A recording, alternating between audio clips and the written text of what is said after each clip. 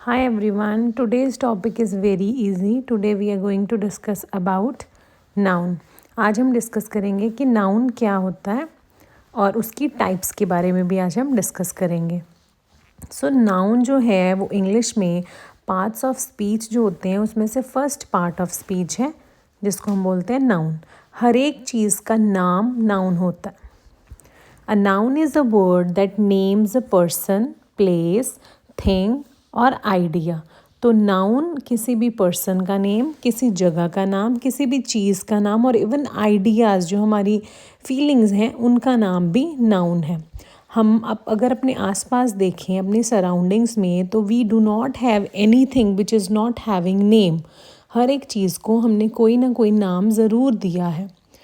अगर नाउन ना होता तो आप इमेजिन करिए कि हमारी लाइफ कैसी होती. हमने किसी चीज़ को नेम ना दिया होता तो हम एक दूसरे को किस तरह से कम्युनिकेट करते. हम अपने जो है फीलिंग्स को या फिर अपने इमोशंस को एक दूसरे के साथ किस तरह से कम्युनिकेट करते. हम एक दूसरे से बातचीत कैसे करते अगर हमने चीज़ों के नाम ही नहीं दिए होते. So noun is very important. So noun is the name of anything. जैसे आप एग्जांपल्स देखिए, अगर हम पर्सन की बात करें तो टीचर, रिया, आपका नाम, मेरा नाम, ये सब नाउन है. अगर हम प्लेस की बात करें तो स्कूल, किसी शहर का नाम, किसी कंट्री का नाम, किसी ओशन का नाम, किसी मॉन्यूमेंट का नाम, ये सब भी क्या हैं, प्लेसेस हैं.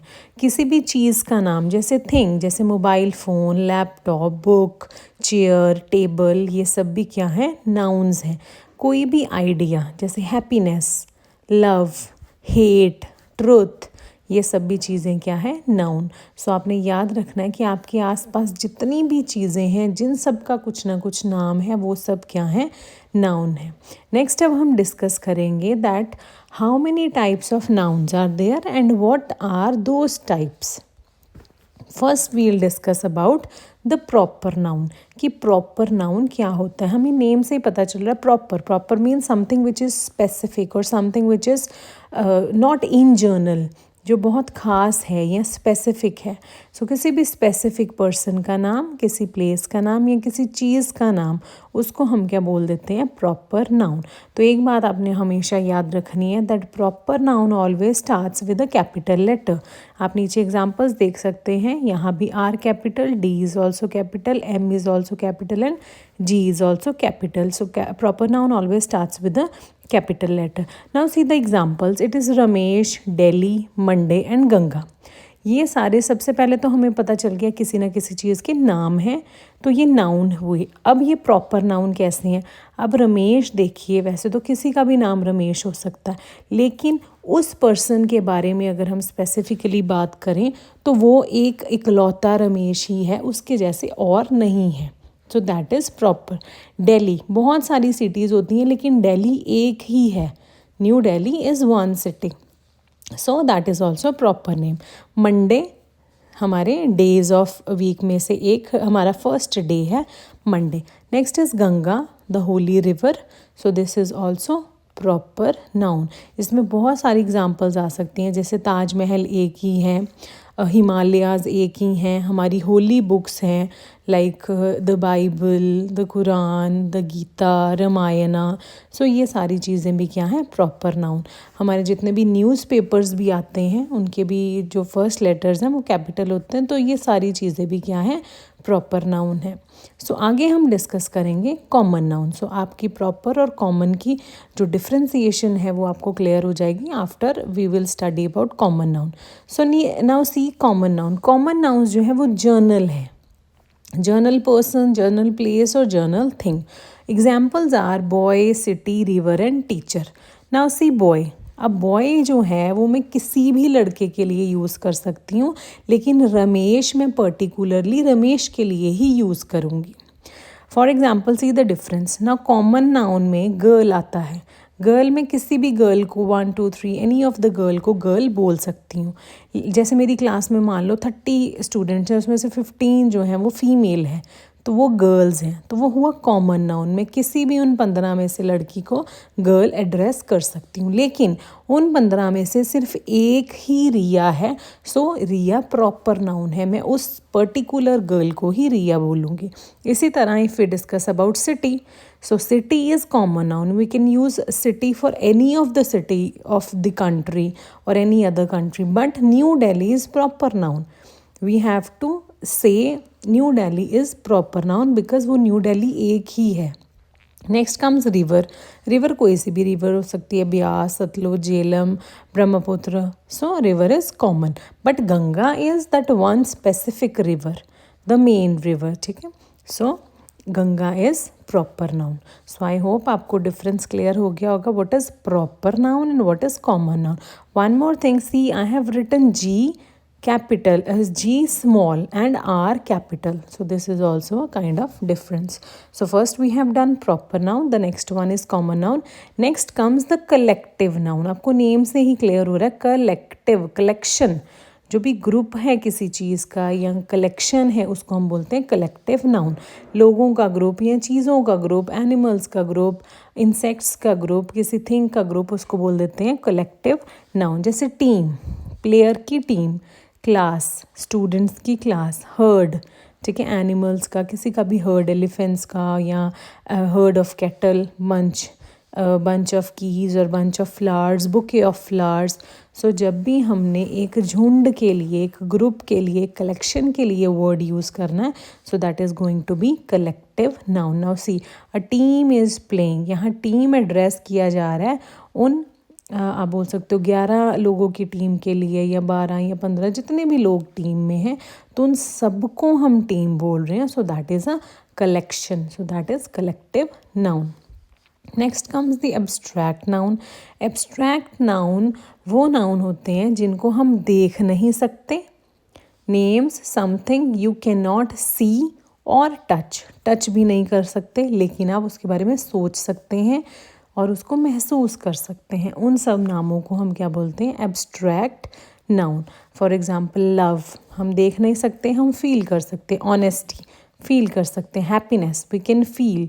फेयर, डर को बोलते हैं fear, so we can feel that. So all the nouns which we cannot see or which we cannot touch, which cannot exist in the physical form, but we can feel them or think about them, they are abstract nouns. Example, honesty is important. So in honesty, we cannot see, we cannot touch the honesty, but we can just feel that this person is honest or the person is doing the work with honesty. So this is abstract noun.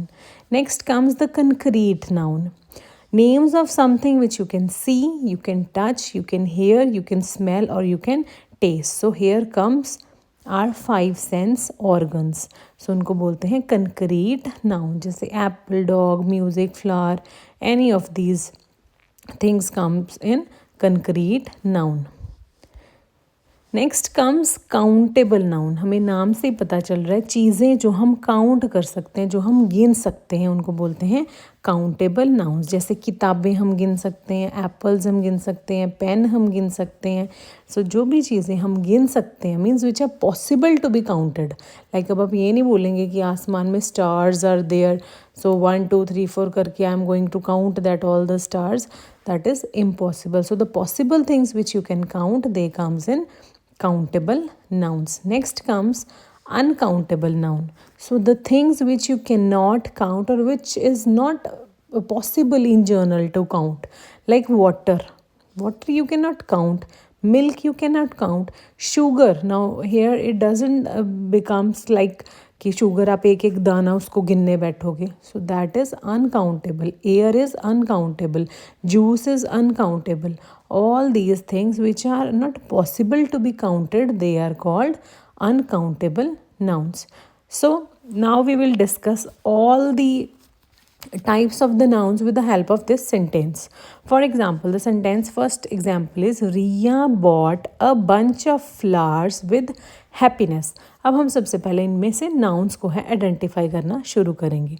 सबसे पहले आप देखिए रिया, किसी का नाम है, वो उस एक लड़की के लिए हम रिया यूज़ करें। अब हम ये नहीं बोलेंगे रिया तो बहुत सारी लड़कियों का नाम हो सकता है, बट यहाँ पे उस लड़की का, the specific girl is having the name Riya, so Riya is a proper noun.